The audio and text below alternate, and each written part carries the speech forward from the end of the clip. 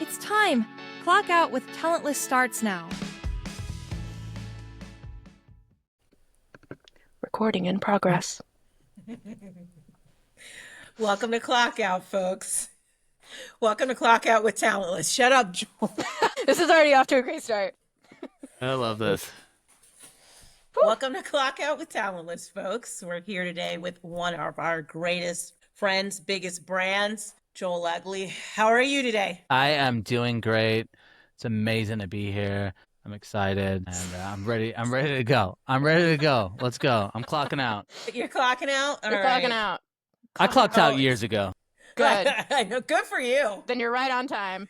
We're trying to get there. So, and usual in this format, if you listened to this Clockout session before, we're going to ask Joel some very personal questions and 3 questions. So we'll get right into it. Ashley, you want to start with the first one? Yes. Question number 1. What is this that has brought you to this point in your career? Yeah. Look, I started off, my first job was, I got out of college, was in retail banking, and I hated retail banking. I'm talking going into an office in a suit, working from 8 to 8 every single day, managing a bank, it was terrible. And one of my friends, he had a recruitment agency, and he's like, you should come and recruit. I didn't even ask what it was about. I was like, sign me up.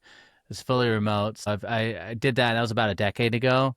And since then, about 5 years into my career, I started creating content for the recruiting space, putting out content like this, like just valuable stories about talent, about recruitment. And the combination between recruiting, marketing, content has gotten me to this point. So I would literally credit to just putting myself out there, trying to add value, trying to just network as much as possible, and then constantly honing in the skills of like recruiting, learning, right? And now it's a lot about AI and just how much can I learn, innovate, put myself out there. So that's what's got me here. Yeah, and you do such a good job at it. So keep singing my praises, I will.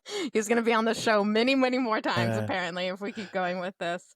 Well, and one thing that I'm curious about is on your journey. So, and I think we may have not, I know we said his name, but did we actually share like who all he is? Because he's kind of a big deal, y'all. I mean, people who are watching and listening should probably already know.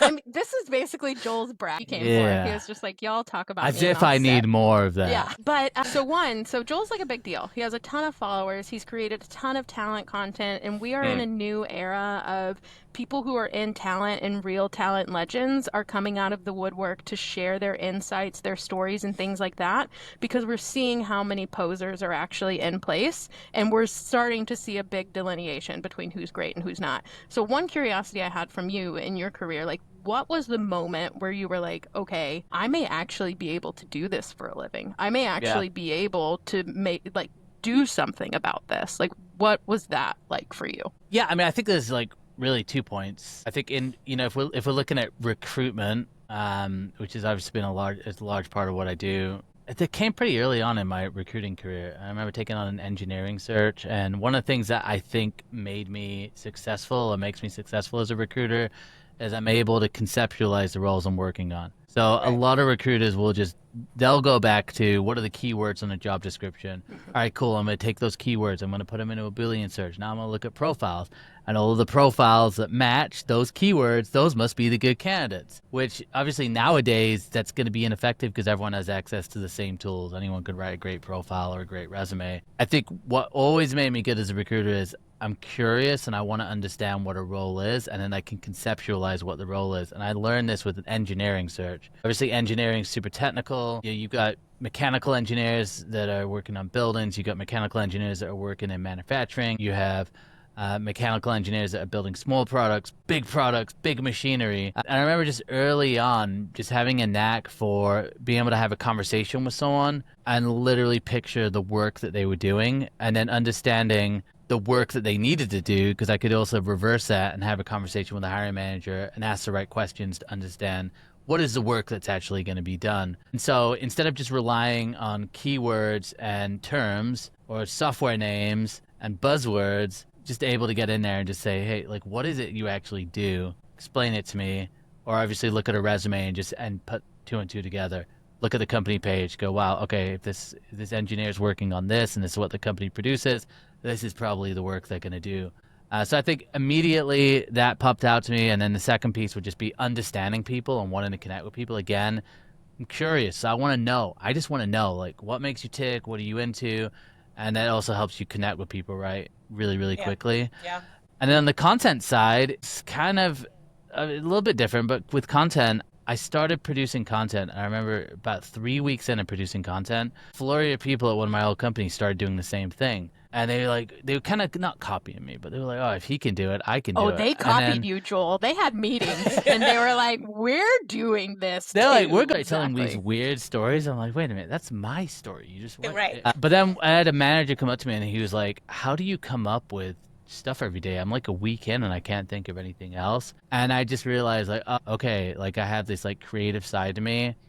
And I'm now finding a use for that creativity. So I feel like it's similar because it's like you just do it and then you figure out like, oh, actually, this is a skill that's needed. And it comes natural to me, which is a complete opposite to working at the bank, which was just everything I hate, like organization, policy, procedure. I know you love organization so much. Yeah, you love red tape. That's why I'm an agency recruiter, right?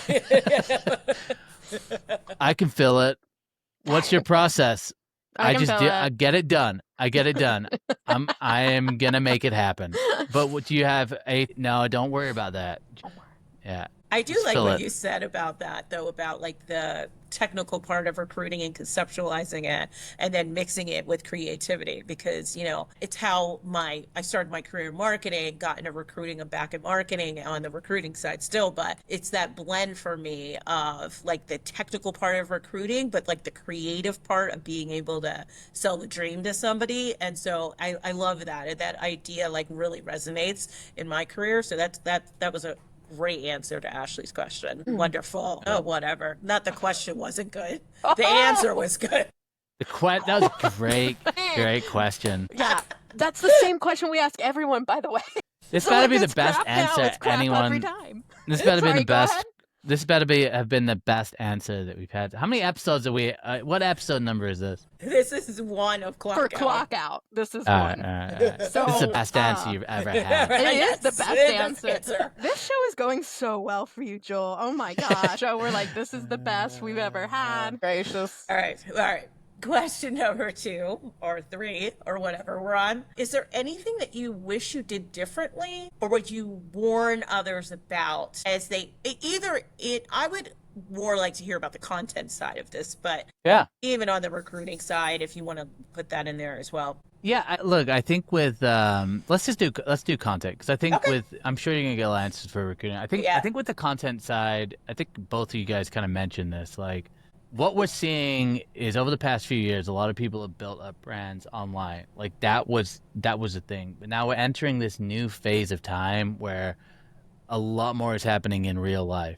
Conferences, events, networking. And I think what's happening is a lot of people feel comfortable creating content, you know, whether it's writing or I guess podcasting or video. And you can almost see that some people feel really comfortable in that element, but you have to be aware, like, you're going to meet people. So I think what can happen is you can kind of build up a brand of who you almost like want to be, or you can build up a perception of yourself, but ultimately like you're going to meet people. And so I think if you're going to build a brand online, my biggest warning would be, number one, I think you're going to have to battle with people not liking what you have to say, like, because you can't please everyone. So that's just going to happen. So that'd be a number one warning. But then number two, it's like you are going to meet people offline at some point. So I just think authenticity gets thrown around a lot. And there's definitely like a nuance there where like you're going to be different online than you are offline, because it's just a moment in time. A piece of content is just a moment in time. But as much as you can, just like keep in mind, like, you're going to meet people, right? You're going to see people. And that's why I've always kind of positioned myself with content as more of a student, like wanting to learn and wanting to create conversation, versus I think somebody's under pressure to be like a thought leader and like blow people's mind. And I think if you're positioning yourself like that, it's totally fine if you are truly a thought leader. But then when you go to events and you meet people, it's a different dynamic. And so, you know, I think those would be two pieces. And the last piece would be just, I think it can become like content creation in general can create a lot of pressure and like anxiety, and it can become work. right? And Right. so I think you have to really question at the beginning, like, why am I doing this? And I think you've got to have that motive clear, almost like as you go along, right? And like just Yeah. bring value, wanting to network with people, get to know people, wanting to learn. Like those are great reasons. And I think like what you want to be careful of is just like the pure chasing the likes and the vanity Mm. Yeah. as like just an end in itself, because that stuff is kind of empty as well. Like I've gone viral a lot, millions and millions of views, and it can become like a hamster wheel within itself Yeah. as well. So you just got to be Right. careful with that, you know. Yeah.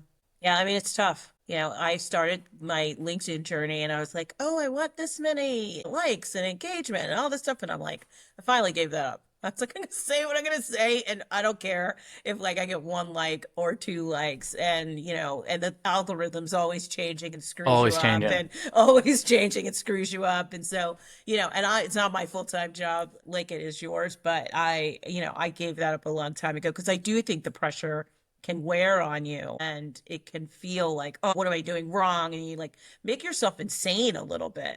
And so when I stopped making myself insane, I got to say what I wanted to say and was able to move on. So I love that advice for people.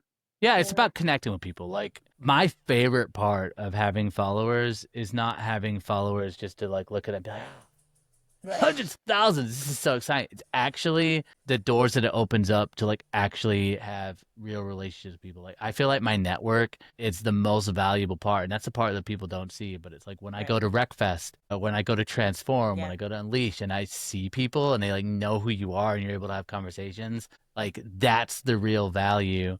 And it's opened up doors for me. But I also think, to your point, like just saying what you actually think, putting your point of view out there, and letting it connect with the people it connects with, and then you meet those people as well. It's like it's a networking thing, and I think that's just so underrated. And it's like that's the actual true part of networking and content creation. It all kind of goes together. Yeah, absolutely. A piece of that makes me feel like maybe that's why recruiters are going to be so good in this realm, is because we already do these things naturally. Like we care to hear someone's story. Like we care to naturally network organically. Yeah. So I think that that's something that's an asset for like to explain how you grow so fast. Like you, Mike Pedetto, like a few others, like so well. And how do you do that organically without, getting inauthentic or just pumping out post pump? The other thing that you said that I thought was really important is kind of this idea of like the emotional resilience of the fact that like now you're putting yourself out there. So if people don't like what you're saying, it's kind of like they don't like you.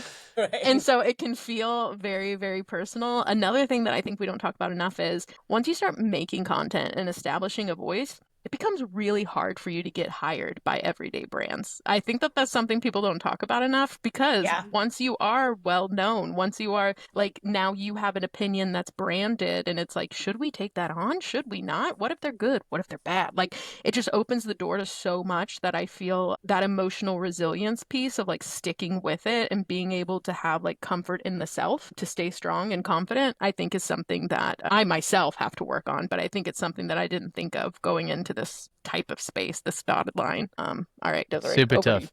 No, it's tough. It's tough because that's people don't talk about that, and then it opens doors. Other doors can close. You also can get locked into your brand becoming your identity, and oh man, it's tough because it's like your brand is kind of your identity, but people will make assumptions based on their perception of what your brand is before they meet you. Yeah. And this happened a lot where I think people may have an idea of like what my brand is. Luckily, I put out so many videos that like there's a lot of different sides of Joel. If you go to my podcast, if you go to content, there's a lot of different sides, which is kind of like who I am as a person anyway. But it can be really, it's interesting when you meet people because they have assumptions about you already. So they might know you and be aware of you, but you also have to like change their assumption of you because it might not be, it might just be their perception, not who you are. Oh, I 100% had a perception of you. Sorry if you were about to say, but whenever we were at Wreckfest, because I like saw your face and I was like, that dude looks familiar. And then Desiree at one point was like, that's Joel. I'm like, who's Joel? I don't know. But then like once she said it, I put it together with the picture and I was like, yes. But then I was like terrified to introduce myself because then I was like, oh, yes, that's the dude with like multi-million following. He's making all these videos. Like, I don't know what'll happen next. I only know your GIF or your icon or your JPEG. Like, I don't know you other than like words on a screen. So even when you were sitting at our table actively listening to us practice for our talk, I was like, this guy's listening and he's a big deal. But like, I still never addressed you until you popped in and you were like, wait. And I was like, okay, cool. He's talking to us. Like, I felt like a little kid at school. Anyway, I'm moving past it, but I am here to validate what you're saying because it is true. There is this, I don't even want to just say a brand, but this mirage around you that's never going to be the real you because it's what we choose to put out. So it's like, I mean, it is the real you, but it's like the dose that you let us see, right? Yeah, so exactly. And there's so much you can take from that. And I took from it like a little schoolgirl of like, we'll just wait for him to say hi. But it's like Joel's a normal person, and so it's so interesting how that I'm probably happens. not normal, but I'm But I was kind going of a to weirdo. say, I don't know if he's Average. totally normal. I'm definitely not normal in terms of just like I'm a very weird person, but I appreciate it. I have the same, but that's it too, where it's like it's just so hard, and it's like that's why I love like just meeting people in real life and just like taking that away, and like sometimes people make it kind of like weirder than it needs to be, but it's the same with all of us. It's the same. It doesn't matter how many followers you have. It's like people will get hung up on like one post you did, but sometimes they don't, and it's like sometimes people are like. Most of the time, people are like, oh, I've seen your memes. That's what they tell me. Yeah. What about the podcast and the 10,000 videos like I all did? the other you know? stuff. What about everything else I've done? But you're going to stick with the memes. Cool. Just pick out the memes. Pick the worst thing I do. It's funny. Really easy to do, though. I just tell a joke and then put like a GIF behind, Jiffy or whatever behind it. It's really easy. You could do it too. One liner. I might. Now we're gonna have meetings about copying you, similar to your last company. We're gonna be like, you know what, Joel's doing this. We need to do it. We copy him already. We're copying. Screenshot a quote of mine, and then just put agree. Yeah. That's my favorite. People Those get are my so- favorite. Because it's crazy. All right. So where can we see you in 5 years? Where do you think you're gonna be in 5 years? What's Joel look like, and the brand of Joel look like in 5 years? Yeah, I love that. I think just doing. I'm doubling down on what I'm doing right now. I think hopefully my podcast has grown a lot. Podcast is recruiting is no joke. We're on episode 100, which is coming up to it. But I think golf clap. That's awesome. Thank you. That's awesome. I only That's took awesome. like 5.5 years, but Yes. continuing to grow that. So I'd love for that. And then I think just this executive search role, which I've just recently taken on. Love to 5 years from now say, hey, I've placed 50 executives. I think that would be my goal. That'd be cool. And then just like supporting people, advisor, helping people out. Like I love being like an MC at events. So Transform, Wreckfest. If you guys are listening, I love being MC over keynote speaker. I'm like totally not a keynote. Like I'm but I'm an MC. Like I like to have fun and get people excited. And I think that's where it'd be. And then just helping people and supporting people as well, like with online stuff and That's well-being. awesome. Same energy. Let me ask, 5 years ago, where did you think you would be today? Is it where you are now? Or It's Really? funny. It's funny because like, all right, I don't know if you do those like like the personality test. There's one of them where it's like futuristic is like one of the trends, and I'm a futuristic person, and so I think when I created content, like I always had this vision of like what's happened now. It's just no one else did, and this was 5 years ago. So pre-pandemic, I started creating content, and it was like it was definitely a thing. It was like you had influencers. But over the last few years in business to business, it's like exploded. But I think I always envisioned this, like running a podcast, doing content. That was the primary. In terms of how I funded that, I don't think I envisioned like brand sponsored deals. Like that's something that's kind of happened along the way. But yeah, pretty much like the vision was do things that I enjoy, support my family, and meet awesome people. So I'm doing what I want to do. And sometimes I have to step back and remind myself of that, which probably all of us have to do at some point. Is like, it's like grind, it's frustrating, whatever. You have to step back and go, no, actually, I'm doing something I enjoy, and like I'm working on cool stuff, I'm meeting cool people. And I feel like that's the majority of people I know. And at the end of the day, like recruiting is really tough, but there's a lot tougher lives out there than recruiting. And that's for sure. So I have to like be grateful about that. And I am grateful for that, you know? Yeah, That's absolutely. awesome. Yeah. I mean, I could ask 1,000 follow-up questions, but I'm looking at Desiree for guidance. She gives me the mom look of like when I know to do things. So No, yeah, go ahead. I just That's wish... all right. We organize. Desiree and I have worked together on organizing some events, and I get I that love look it. quite a bit. Goodness. Well, and that's what I was going to ask. Is there anything in this sphere? I know you just mentioned emceeing, but is there anything that in this next 5 years you're like, I want to tackle that? Like, I haven't gotten onto this yet, and I want to. And I know executive search, I think you mentioned, is kind of not new, but like enough to do it like full on. But kind of tell us, like, what's something like if we see Joel out there doing it, we're like, hell yeah, man, he made it. Yeah. He did it. He's doing it. Yeah, I think I've done a little bit of advising with companies, but I would love to get in there and like that advising / investing opportunity. I just have had to obviously to invest. You have to have the funds. Which, I'm getting to that point now of just owning a business for the last couple of years. I'm getting to a position where I'd be able to do that, and so I think, being able to do that, and what I mean by that is like, hey, we've got an idea for the recruitment industry. It's a tech idea. There's a lot of value I can bring. It's not just operational knowledge of like, what do recruiters care about, or like, how could this be used, but also like the marketing, the content, like the relationships. So I would love to get into that like investing and like advising space. Yeah. So yeah, and I feel like I could probably do that now, or I'm getting to that point, and it could be something that happens soon. But you know how it is. There's always gatekeepers. Yeah, right. Yeah. Absolutely, there are. Absolutely, there are. Always. And if you ever need a female podcast to sponsor, I'm just thinking out loud of a few. I think there's one that's called Talentless. They have no talent. They're a mess most of the time. We'll get you some. I think the sponsorships right now, I want to encourage anyone who's like doing a podcast, who's doing any kind of content. Those opportunities are out there. A lot of times just asking. Literally, like the first sponsorship I ever got, I just said, hey, does anyone want to sponsor my podcast? Just did a LinkedIn post. 3 people responded. And then I was like, oh, they were like, how much did you charge? And I was like, this much. And they were like, yeah, that sounds great. And I was like, I should ask for more. Then the next time I asked for more. But I feel like you can do that. And my whole idea around, and this is another thing for like anyone who's doing sponsorships or any kind of stuff, charge a reasonable amount. Right. Like I got hundreds of thousands of followers. I know people who have less followers than me that charge more, but then it's just like they go from one deal to the next. Think about it like any type of relationship. Like you still want to provide value. Sure. Be reasonable with it and build up to it. Because I think there's a danger right now. There's a lot of people doing stuff, and it's like, it's like, don't ruin it for everybody by charging too much and not delivering anything. Like, Right. No, that makes a lot of sense. Yes. One, do you have questions, Desiree? No, you have your talent legend question. Yeah, that was what I was about to ask too, but I didn't know if you wanted to ask it or not. No, it's your Okay. question. So essentially Clockout is supposed to be a show where we have created kind of this league of legends of people who are in the talent sphere. So they might be influencers, they might be a recruiter, they might be, CEO of Ashby, putting that out there. Putting that out there, Ashby. Putting that out. Ashby. We love Ashby. Halfway Ashley, almost named after me.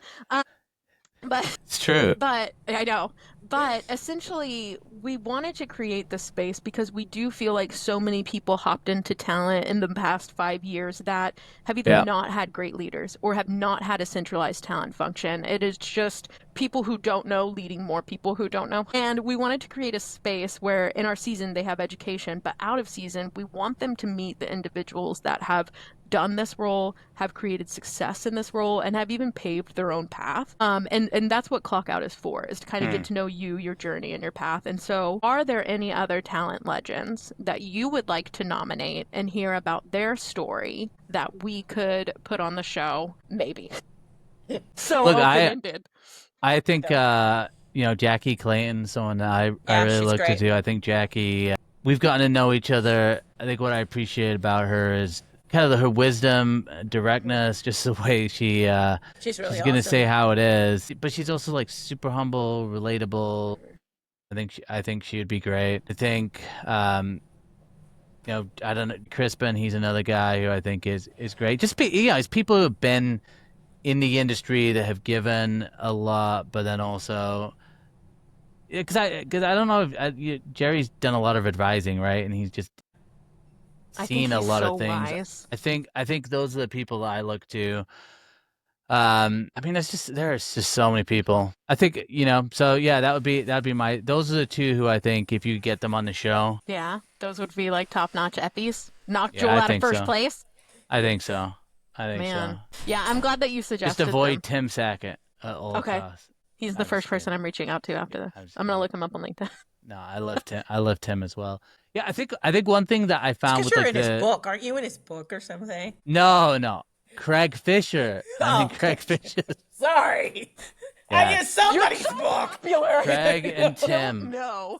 You can't confuse Craig and Tim. Sorry. No, but that's the thing with the community is like there's just so many great people like Nikki Russell, Yeah. someone else who comes to mind. Like there's so many people who like are support who are all about like uplifting others, and I think there's just so many people who I think just looking at like likes and views and that type of stuff is just like I think you find some great people who do have followings, but there's a lot of people who like just that has not been their focus, but they're like are actual influencers, right? Like Right. they know what they're talking about, and they just bring a ton of value, and I think those are the people that I don't think they've always figured out like the digital side of things, or maybe they're not like, oh, I know how to get my voice out there on video, but they're the people who have real value and influence in the space. Yeah, that's a Yeah. valid point. No, Yeah, that's great. and I agree. I actually think some of the best voices that I've ever heard talk about these things, they have no focus on No. following. And to be honest, I never did either until Desiree and I kind of got together and were like, oh, maybe this could be a thing, but I know. So I get that. And I agree with that. I think people who are really doing the trench warfare work are not the same ones that are probably like have the time to do a ton of social media. I mean, Yeah. of course you can, but who am I? I don't know anything. Desiree, And please AI talk over me. It just does it all. AI just does everything for me. Yeah, right. There you go.